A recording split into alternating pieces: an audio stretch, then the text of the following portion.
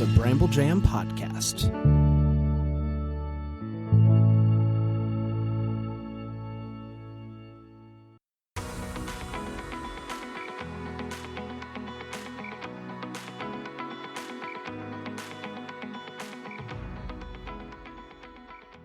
Welcome to Girls Gone Hallmark, a Hallmark review podcast. I'm Megan, and I'm a longtime Hallmark fan. I'm Wendy. I'm a former Hallmark hater. Today, we're discussing the season finale of Mistletoe Murders, Season 2, Episodes 5 and 6, Twas the Fight Before Christmas. Hey, give us a follow on Instagram, on TikTok. We are Girls Gone Hallmark everywhere. We have a Facebook group if you are looking to join yet another Facebook group. It's a good one, though. We are Girls Gone Hallmark in Facebook groups. Also, hey, if you want to follow us on Monday nights as we are live during Finding Mr. Christmas, the 5 p.m. Eastern time slot, we are both on Blue Sky and Threads, both Girls Gone Hallmark. One final plug. I would like to invite everybody to leave a review and a rating of our podcast.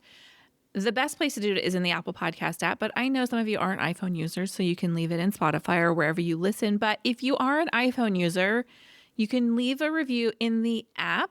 It's the only place to do it. You can't do it on desktop. You can just go to Girls Gone Hallmark, tap the 5 stars, and type in a review. You can only review it once. So if you've already done it, thank you. It will not allow you to do it again. But let me read a recent review from Aiden, who says, "This is one of my go-to podcasts. Why? Because it's fun to listen to, and bonus, the episodes don't drag out in length, short and snappy." So thanks, ladies. I know Aiden. I know Aiden too. Hey, Aiden. I know she, I recently posted something about Mistletoe Murders with the caption of Amy and Travis who, and she's a big time Amy and Travis fan. And she's like, Palaha fan. Yeah, she's like, what? And I'm like, I'm just kidding. But are you? Well, that brings up a question for you. Yes. What do you think? Do you like this series? I know it's hard because it's a series, and Mystery 101 was, a movie franchise with a lot of movies, right? Uh-huh. Are they comparable? They're both great. I don't know. There's recency bias. So right now I'm like, we're talking about the finale and I'm like, no, we have to wait another year if we even get to season 3, right? So right now I'm a little more caught up in Mistletoe Murders. I do love them both though. Yeah. Now Can here's you pick a favorite? Oh, no, I'm not going to do that. Yeah. I've already received a lot of hate this week, so I'm going to just dial it back in the controversial topics. I do have a question for you. Do you think Mistletoe is on par with The Way Home in terms of like production and quality? Yes. And do you think it's better? Oh, they're so different. Yeah. My question to myself is like, I'm truly asking myself, do I like this show better than The Way Home? And I love The Way Home. I might, but I tend to forget something that I'm not actively immersed in. Yeah. And it's been a while since we've been immersed in new seasons of The Way Home, but I might like this more. I don't know. Yeah, I don't know either. I mean, I might be singing a completely different tune when the next season of The Way Home comes out. So, can we really briefly talk about The Way Home? Sure. Hey friends, Megan here, interrupting myself to let you know that this discussion we're about to have was recorded prior to the official announcement about The Way Home dropping. So while we do now know that season 4 on The Way Home will be the final season, we didn't know that at the time of this recording. So if you're screaming at the podcast, don't worry, we know. But we left the discussion in so you could hear our thoughts on The Way Home and how sad we were in anticipation of this announcement and how sad we are now knowing that the rumors are true. There are some rumors, and they are just that, purely rumors, that The Way Home will be canceled after season 4. I don't know where that originated, but the people that are perpetuating them are saying that the actors were told in the 2nd or 3rd episode to the end that they would not be returning, and therefore the show is not getting it. Now, I have no idea, but There's a lot to unpack there. One, like, are they ending the series because they don't have any more story to tell? Right? And Have they that's wrapped what's it happening? up? Or is Hallmark potentially canceling it because it doesn't do well? I can't buy into that considering the huge push they made for like an Emmy nomination for that show. Like, I can't imagine they'd be like, well, never mind, we're giving up on the show. And now that it's on Netflix, like they're not going to look and see what happens with season 4 on Hallmark after all these seasons are on Netflix. And right, I could see the show's done, right? We've told the story. We ended at season 4. Based on our podcast listening numbers, I'd be shocked if the viewer numbers for The Way Home are not great. I know that they suffered a little bit this past year because of the way that they released them and they had to change up their plans. I did hear rumors that it wouldn't air until after When Calls the Heart, which honestly, I don't think is a terrible idea. Just have one series running at a time. Yeah, because last year it was The Way Home on Friday nights and When Calls the Heart on Sundays. Is that correct? Yes. Yeah, they need to move this show back to Sundays. Yes. For sure. Yeah, so just have one series at a time. That works for me. Yeah, me too. So that's out there. That's a little Hallmark news segment. Yeah, isn't there like a petition or something going around? There is a change.org petition, but it's all based on rumor. So I don't know. If anybody has any concrete information, slide into the DMs and let us know what you know. Yeah, we won't expose you, but if you have like juicy details. Yeah, we're full of secrets. We are. We're just like Gretchen Wieners. Our hair is full of secrets. Great poll. Let's hear a synopsis for Mistletoe Murders, episodes 5 and 6. Twas the Fight Before Christmas, Part 1 and Part 2. Emily shelters a suspect while investigating a fancy restaurant owner's murder to prove their innocence. Sam is rattled by his ex-wife's unexpected arrival. Question mark? Was he? He seemed very unrattled. Emily and Sam investigate a murder before a Christmas restaurant event. Emily faces danger, shares her past with Sam, and stops running. Violet bonds with her mother. Ken Kupras is the creator and writer of Mistletoe Murders. All of our regulars return for episodes 5 and 6. Sarah Drew, Peter Mooney, Sierra Marilyn Riley, Jean Yoon, Kylie Evans, and David Hewlett. The only one missing is June. She did not appear. You're right. June did not appear. Tommy Amber Peary plays Carrie. Tommy Amber has 58 acting credits and has been seen in several episodes of Ginny and Georgia, Murdoch Mysteries, and Children Ruin Everything. Milton Barnes plays Danny. Milton has a long list of acting credits, including appearances in The Spencer Sisters, Murdoch Mysteries, and most recently, the Fox drama Doc. Al Mukadam plays Jason. Fans will recognize Al from his role as Brady on The Way Home, BTW. Loving the long-haired Al Mukadam in this episode. Me too. He's also recently appeared in the series Ghosts, Doc, and Hearts Around the Table, Jenna's First Love, all in 2025. Danny Kind plays Lauren. Danny is probably best known for her role as Anne in all 7 seasons of Workin' Moms. This isn't her first appearance on Hallmark, though. She also appeared in Good Witch and the 2015 movie On the 12th Day of Christmas. Olivier Lamarche plays Chef Jean-Marc. Fun fact, he is actually from Montreal. With 46 acting credits, this appears to be his first Hallmark project. Natalie Brown plays Violet's mom, Monica. Natalie has over 100 acting credits with a resume deep with Lifetime and Lifetime adjacent movies. This looks like her first time on Hallmark. Special guest star Aaron Ashmore plays adult Aaron. Aaron has a lengthy resume, including stints on Lock and Key, SkyMed, and as Gil on Ginny and Georgia. Parts 1 and 2 were written by Michelle Ricci. Michelle is no stranger to Hallmark. With 20-plus writing credits, Michelle wrote episodes 3 and 4 on season 1. She also wrote several movies from the Haley Dean Mysteries franchise, a couple of episodes of Private Eyes, and most recently, Curious Caterer, Forbidden Fruit. Parts 1 and 2 were directed by Melanie Orr. Melanie has 30 directing credits and has previously directed the season 1 finale episodes, as well as the first 2 episodes of season 2. Her other work includes The Spencer Sisters, Sullivan's Crossing, and Children Ruin Everything. We're going to take a quick break and come right back with our first impressions.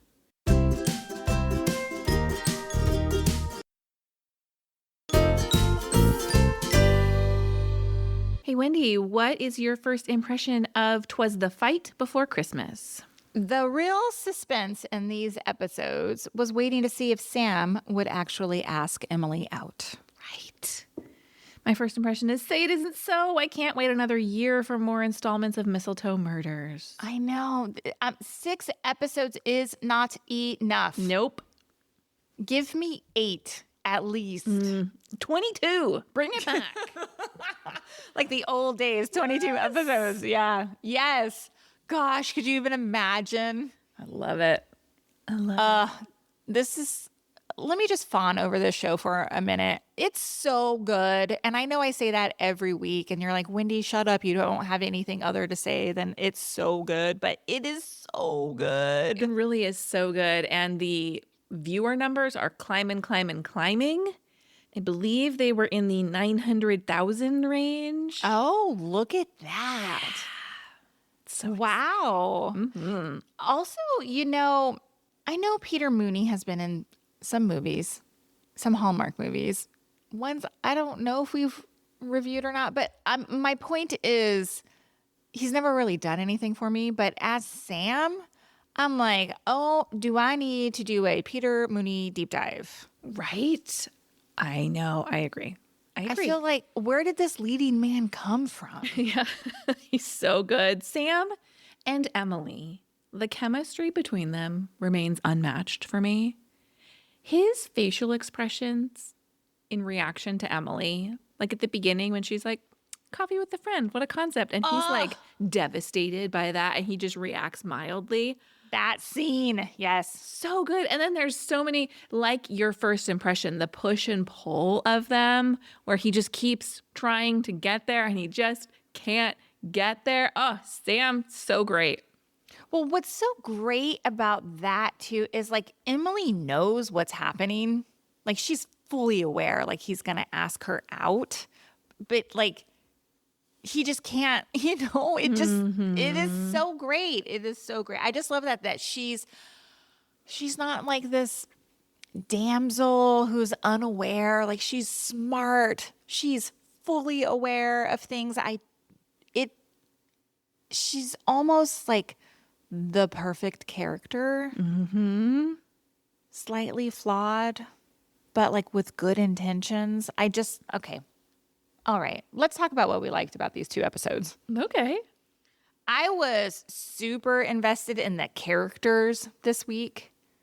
Like the movement newly introduced characters. No, just like their stories. Oh, And I'll talk about it in a second, but like the mystery part of it was totally secondary for me in this episode, in these 2 episodes. I was so happy that we were getting movement on Sam and Emily. Like they're moving somewhere, right? We're not just in this like holding pattern. We get way more on Emily's backstory, which I loved. And then of course we get the return of Aaron, which at times I actually said out loud, I was like, he scares me. He's scary. That actor plays a real piece of, what, on Ginny and Georgia too. So yes. I think I might be bringing a little bit of that into it, but the character of Aaron really worries me. I was very worried. The final scene, if we may just jump to that, look, something bad is coming because she's so happy and she's like, I can't wait for Sam to come up here. I mean, you just know. And then when she buzzes in a stranger. She has let her guard down. Oh no. The second she lets her guard down, he gets in. It's so good. You talked a lot about our characters in this episode. Can I tell you, for some reason, I really loved the Ray in Emily's apartment scenes.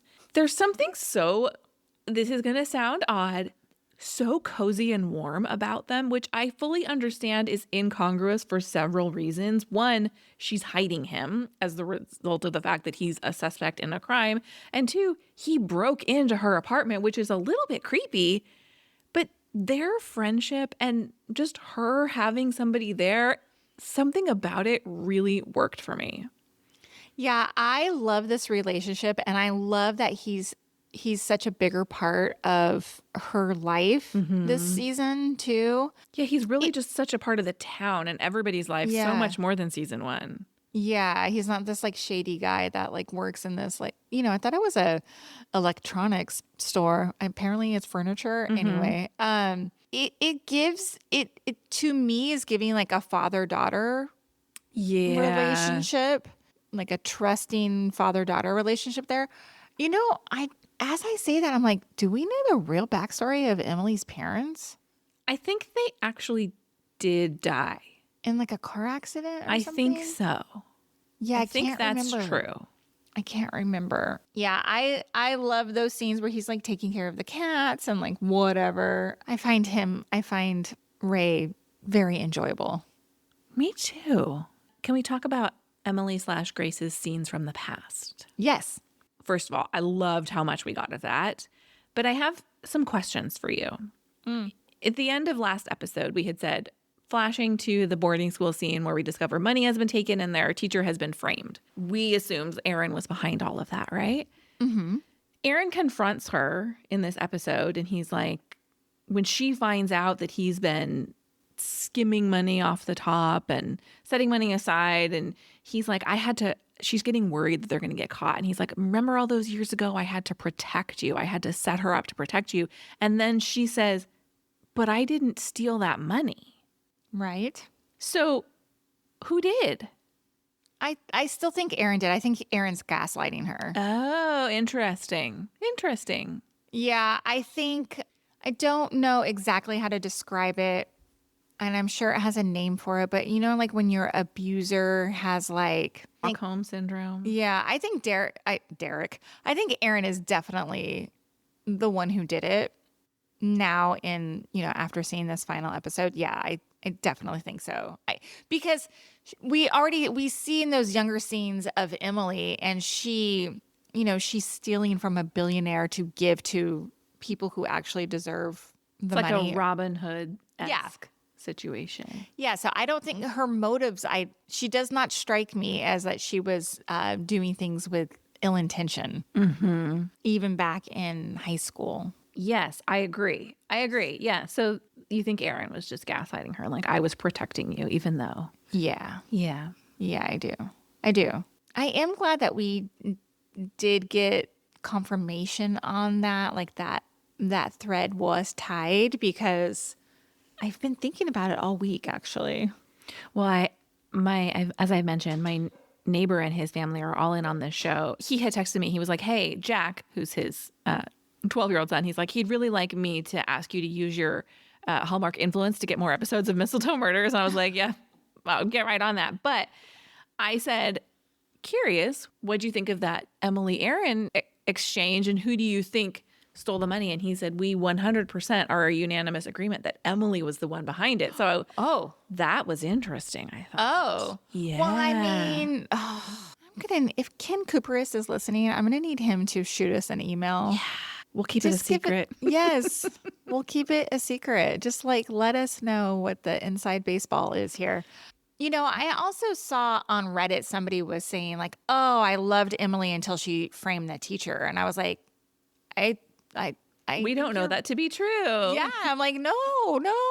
Like Emily is not the bad guy here. Anyway. Yeah, I mean, I think they're painting her kind of like on the edges of the law, right? Because we see her like she is breaking the law. She is stealing this money, but in her mind, she's stealing it in order to do good, to redistribute it, because these people have gotten their money in ill-gotten ways. And so she's giving it back to the people who they've harmed in many ways. Yeah. And so she's, kind of like in a bit of a gray area. I have another clarification question that I would like to ask you. When she and Sam are on their date, he says, were you a cop?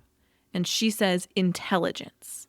Yes. Was it your understanding that she was officially working with... like the CIA?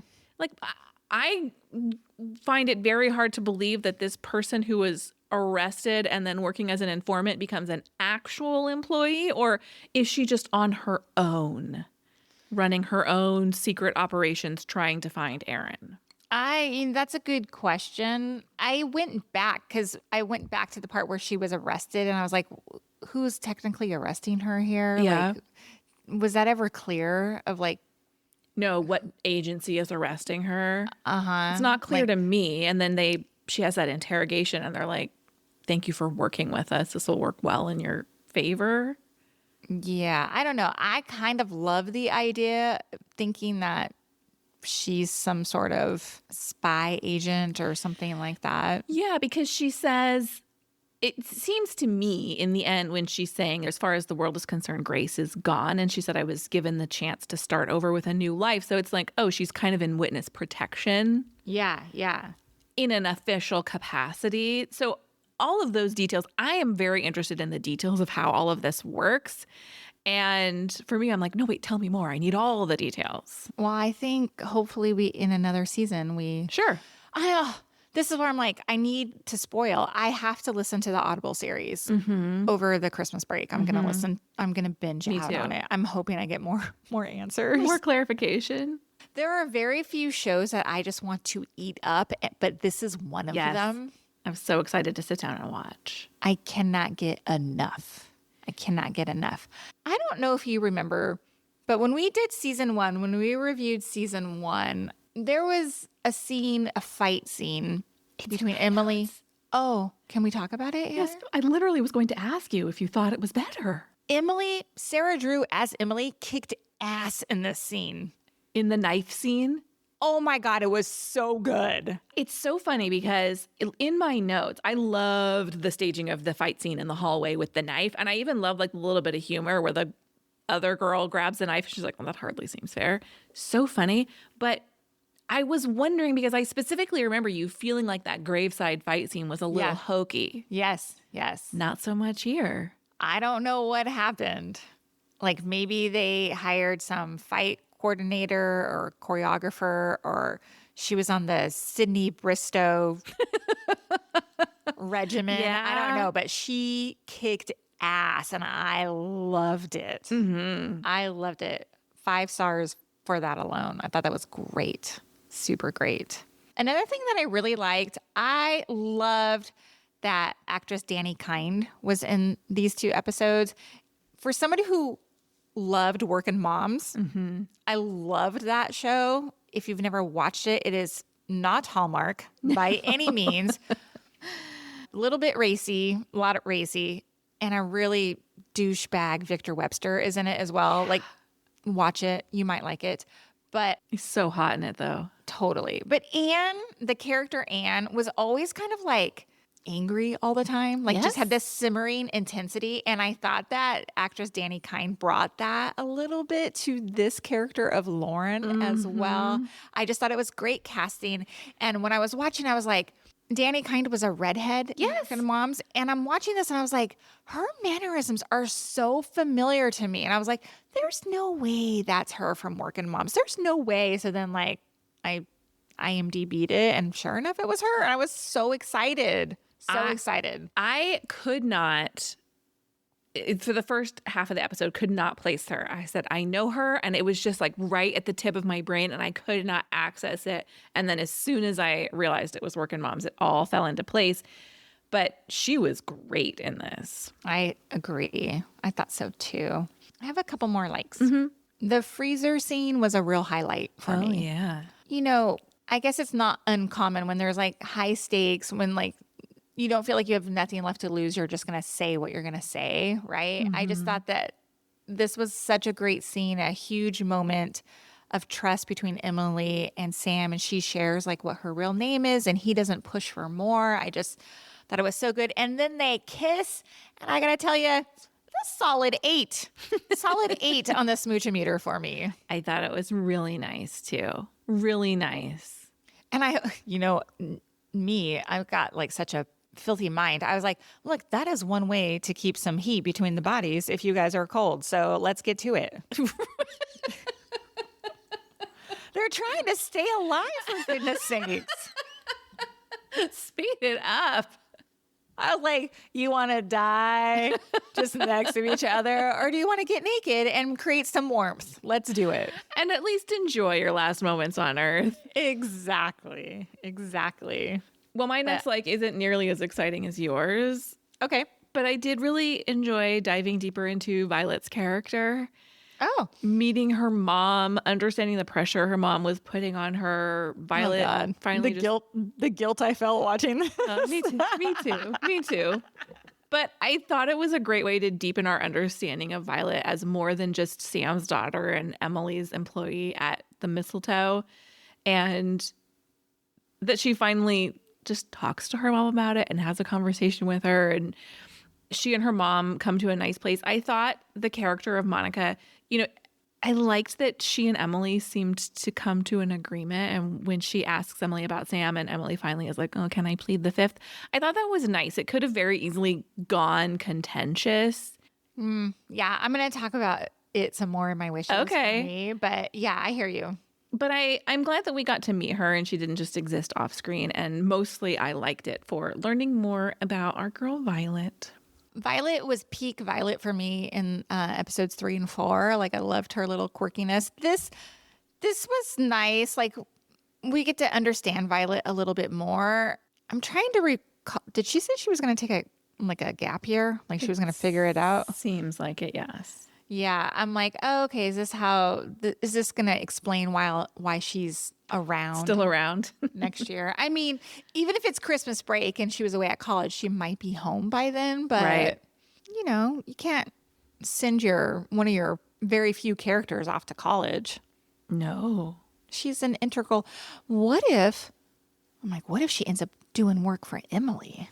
I doubt it, but I doubt that's the case. Anyway, do you have any other likes? No, let's talk wishes. All right. For me, the mystery itself was my least favorite of this season. Oh. I think the show, look, I'm not super interested in the mystery movies. We've said it time and time again. Like, sometimes they're just not executed well all the time. Mm-hmm. Too convoluted, too many red herrings, details that just wash over me. And I have liked all of them this season and in season 1. This is the one that I was like least interested in. I was not interested until it all came together. Mm-hmm. But like I said before, like, I was so invested in the characters and like their own storylines than the mystery itself. It's interesting that you say that because I actually like this mystery so much more than last week's. Oh. And I think because it wasn't overly convoluted in my mind, there's a last minute reveal, of course, of why everything was happening the way it was happening. But I liked the pieces of the mystery. I think they serve, like you said, better to move our main characters forward than anything else. Because Emily and Sam find themselves in the freezer and we get the Emily and Ray together and all of these things work to keep our character's storyline moving forward. And I did think it was secondary to the main story, but I didn't find it distracting from the story. Oh, I'm not distracting either. Definitely secondary. Maybe even third. What's tertiary? Yes. I did like the fake chef situation though. Oh yeah. Fake French. When they like call him out, he's like, actually, like when the drop of the accent. Oh, it was so funny. Yeah. It was so funny. Very funny. Do you have any more wishes? I do. Just a couple little ones. Back to Monica, Sam's ex. I had it in my notes last week, but I don't think I brought it up on the podcast. I had written down, I'm interested to see if Sam's ex comes back into play. Oh. Because we got like the whole setup of like, he gave her socks as well, right? All that storyline. I was like, he did really love her at one point. Like, and then she comes back and there's like nothing. I'm like, give me a glimmer of a conflict and nothing. Mm-hmm. Like nobody's threatened by her. Emily's not threatened by her. She's not threatened by Emily. Like nothing. I was like, okay. It's funny because they had so many opportunities to build jealousy in. And when the trivia scene for me is the most telling, when she realizes that Emily's not at trivia with Violet, she really had an opportunity to turn Violet against Emily. And she didn't. She just used it as an opportunity to spend time with her daughter. It's almost too wholesome, maybe. Yeah. Maybe I think you've hit it on the head there. I agree.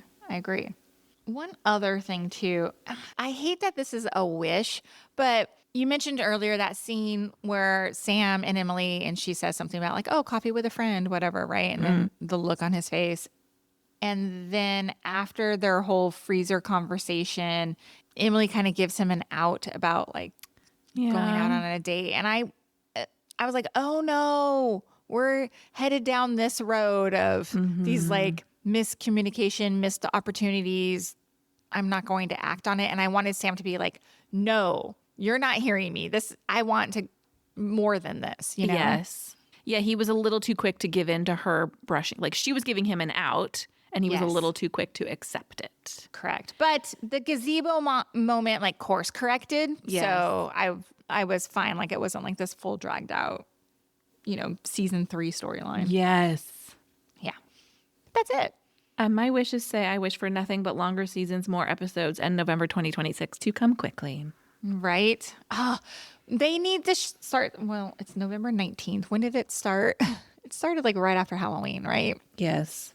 Can it run like all of November and all of December? Give us 12 episodes, 6 weeks of episodes. Yes. Yes, please. Please. Well, let's talk. Did you see that? I have just 2. Let's hear them. Drunk Sue is a gift. No notes. I thought she was freaking hilarious. So good. And so kind of like anti-Hallmark. You know? She's used so sparingly, but she's used so effectively. Yeah. Like, I wouldn't recommend the meatloaf this week. Just great. My other thing is there were containers in the freezer. Now, at first I was like, oh, they're just in like a walk-in refrigerator. But there was these containers in the refrigerator that had a November date on them. It said like 11/whatever. But now thinking about it, I'm like, well, no. Initially I was like, oh, a November date on those things. This is supposed to take place like closer to Christmas. So those would be kind of like out of like they would be spoiled. But if they were in the freezer, then I guess it's okay that they went into the freezer for a November date. Right? Like maybe that's when they were, purchased or created or. Yeah, exactly. Exactly. So I was like, oh, look at that. I could see it's right there. Like they have the timing all messed up. But no, I think they're actually in a freezer, and that would make sense if those items were created on those dates and put into the freezer at that time. So that's all. My did you see that's are just a few things that I liked. I loved Brooke saying the Christmas store staying open all year seems like a bad business model. Yeah. I loved Emily saying thanks, Uncle Buck, to Ray when he makes a big stack of pancakes. Yes. I just loved the trivia scene overall. I like the inclusion of trivia, and I thought that was fun. And I loved the opening scene with the fight, and then we flash back a week and then come back to that at the end. I loved the staging of that. Yep. Overall, fan-freaking-tastic. What did you rate this duo of episodes? 5 stars. 5 stars for me. It's so good. If you recall, you rated episodes 1 and 2 a 4, I think. Maybe 4.5. Because you were like, I need like room to grow. Yeah. But easily came home with a 5. Yeah. Yeah, I think so too. It's spectacular. Bring it back. Bring it back. I'm telling you, I'm going to throw on Audible right now. Yeah. Hey, thank you for listening to this episode of Girls Gone Hallmark, a Bramble Jam podcast. If you love this podcast, as a reminder, we love those reviews. You heard Aiden at the top of this episode letting you know why she loves this podcast. You let us know why you're a listener, and we'll see you next time. Goodbye. Bye.